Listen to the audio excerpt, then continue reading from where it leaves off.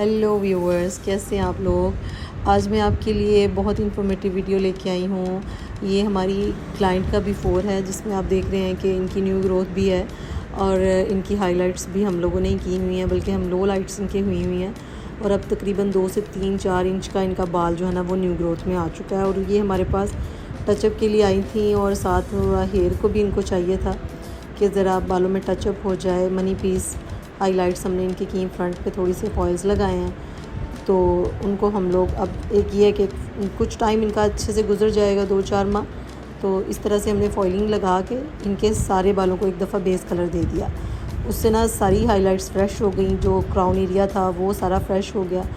अब ऐसे है कि अगर 2 इंच तक आपकी न्यू ग्रोथ आती है तो आप इस तरीके से अगर मनी पीस काम करते हो तो क्लाइंट के बजट पे भी ज़्यादा भारी नहीं पड़ता और क्लाइंट भी हैप्पी होके जाता है और जो है ना काम आपका भी कम रह जाता है। बहुत ज़बरदस्त ये आइडिया है। आप जब भी कोई ऐसा क्लाइंट जिसके न्यू ग्रोथ हो तो आप ये टेक्निक यूज़ करके उनको एक नया लुक दे सकते हैं। अब यहाँ पे हमने तकरीबन 2-3 फॉइल्स साइड्स पे लगाए हैं, लेफ़्ट राइट पे। इसी तरह से हमने डायगनल हमने कानों के पीछे लगा के वो वाला काम कंप्लीट कर लिया है हाइलाइट्स का। अब यहाँ पे हम स्टेप 1 शुरू कर रहे हैं। इनका केराटिन ट्रीटमेंट था तो हमने सोचा चले आपके साथ शेयर करते हैं। इसमें फ़र्स्ट स्टेप पे हम लोगों ने इनका शैम्पू करना होता है, जो कि क्लेरिफाइंग शैम्पू होता है। इसका मकसद हेयर की क्यूटिकल्स को ओपन करना होता है। इसको हमने रूट टू एंड बहुत अच्छे तरीके से वॉश करना होता है।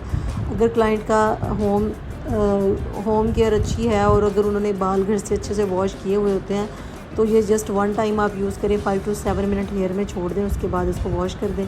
लेकिन अगर हेयर गंदे हैं, ऑयल है, डस्ट वगैरह उनके हेयर पे लगी हुई है तो 2 टाइम आपको ये करना पड़ेगा।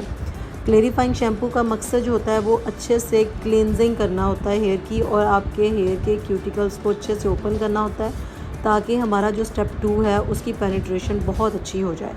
शैम्पू यूनिट पे ही हमने क्लाइंट को 5 से 7 मिनट वेट करवाना है और बहुत अच्छे से मसाज करने के बाद रिंस कर देना है सारा शैम्पू। और इसके बाद बालों को ड्राई कर लें। 80% तक ड्राई हेयर हमने रखे हैं, यहाँ पे हल्की सी नमी है।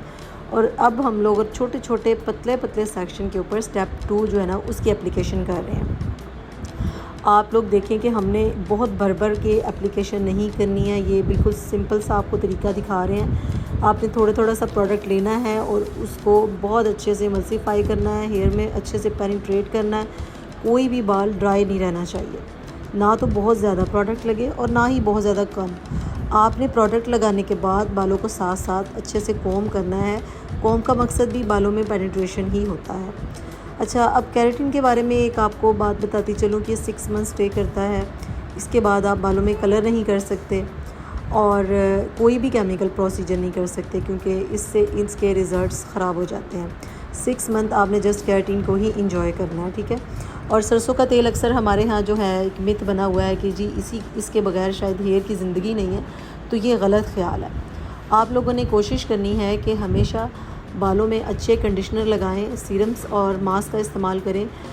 लेकिन हमारे यहाँ फ़ीमेल्स को इस बात को समझाने में हमें बहुत टाइम लगता है। लोग अपनी वो पुरानी आदतें नहीं छोड़ते हैं, जिससे क्या होता है कि आपके बालों में बहुत ज़्यादा प्रॉब्लम्स आ जाती हैं। जब आप केमिकल बालों के ऊपर लगा लेते हो तो केमिकल ही इसको फ़िक्स करता है, इसके इश्यूज़ को केमिकल से ही फ़िक्स किया जाता है। लाइक आप बालों में केराटिन ले रहे हो, आप बालों में हाइलाइट्स लो लाइट्स ले रहे हो, आप बालों में कोई भी डाई ले रहे हो, तो आपने बालों के ऊपर सरसों का तेल नहीं लगाना है। कोई भी आपने होम रेमेडी यूज़ नहीं करनी है। आपने हेयर के इश्यूज़ को मास्क से, आपने कंडीशनर से, सीरम से और जो होते हैं सल्फेट फ्री शैम्पूज़ यूज़ करके अपने इश्यूज़ को रिज़ॉल्व करना है। ये आपको होम केयर सैलून से ही सजेस्ट कर दी जाती है और आपने उसी को फॉलो करते हुए अपने हेयर को ट्रीट करना होता है। अब जैसे कि आप देख रहे हैं कि हम लोगों ने पीछे से सारे सेक्शन पे बहुत अच्छे से मल्सीफिकेशन करते हुए प्रोडक्ट की एप्लीकेशन कर देनी है। कोई मुश्किल नहीं है, बहुत आसान है और सिर्फ आपको टेक्निक को समझना है, उसके मुताबिक काम करना है और आप देखेंगे कि आपको बहुत अच्छे रिज़ल्ट्स मिलेंगे। यहाँ पे हम पेनिट्रेशन करके दिखा रहे हैं आपको। अच्छा, आपने एक चीज़ का ख्याल रखना है कि किन बालों पे मुझे केराटिन करना है। मोस्टली ये भी सवाल आता है कि इतने सारे मार्केट में ट्रीटमेंट्स आ गए हैं, हमें समझ नहीं आता कि हम कौन सा ट्रीटमेंट करें, बालों के लिए कौन सा सही है। देखिए, जब बालों में फ्रीजीनेस है और बाल थोड़ा ड्राई लग रहा है और डैमेजेस के इश्यूज़ नॉर्मल हैं, बहुत ज़्यादा डैमेज बाल नहीं है, तब आप केराटिन कर सकते हैं। केराटिन जो बेसिकली इसका काम होता है वो आपके ड्राई डैमेज हेयर के ऊपर एक लेमिनेशन कर देता है। जैसे किसी भी पुरानी फाइल को लेमिनेशन पेपर लगवा लेते हैं ना, प्लास्टिक शीट, तो वो उसकी जो है ना लाइफ बढ़ जाती है। सेम इसी तरह हमारे हेयर होते हैं, हेयर की भी लाइफ बढ़ जाती है। हेयर के ऊपर एक प्रोटेक्शन लेयर और एक शीट आ जाती है जिससे हेयर आपका हेल्दी भी दिखता है, स्मूथ भी दिखता है, और यही वजह है कि आपके हेयर से थोड़ी जो वेव्स है वो भी कम हो जाती हैं। तो अब आपको समझ आ गई होगी कि केराटिन का क्या मकसद है।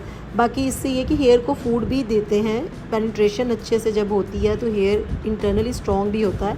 इसके बाद और भी बहुत सारे मार्केट में ट्रीटमेंट्स हैं, जैसे आरपी ट्रीटमेंट है, नैनोप्लास्टिया है, इसके अलावा और भी बहुत सारे। मतलब जैसे जैसे आप आगे हमारे साथ चलेंगे हम इस पे मज़ीद आपको नॉलेज भी देंगे, आपको मज़ीद इस पे वीडियोस भी बना के दिखाएंगे, आप लोगों के सारी आपको हम हेल्प करेंगे। लेकिन उसके लिए आपको हमारे चैनल को सब्सक्राइब लाजमी करना है।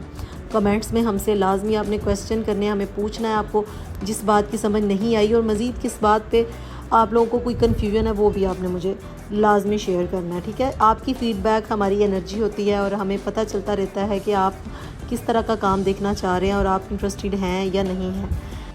स्ट्रेटनिंग हमारी जो है वो तकरीबन कंप्लीट होने वाली है। जैसे कि आप देख रहे हैं कि हमने 5 to 7 पासेस के साथ स्ट्रेटनिंग को कंप्लीट कर लेना है, और ये आपके सामने रिज़ल्ट्स हैं। बहुत अच्छे रिज़ल्ट्स आते हैं। आपने इसको सेम डे वॉश करके 15 मिनट के लिए मास्क अप्लाई कर लेना है, उसके बाद बालों को सिंपल धो लेना है, और आपको इतने अच्छे हेयर मिलेंगे कि आपका दिल खुश हो जाएगा। वीडियो कैसी लगी कमेंट्स में मुझे ज़रूर बताइएगा। चैनल को सब्सक्राइब करना मत भूलिएगा। मिलते हैं नेक्स्ट वीडियो में। अल्लाह हाफ़िज़।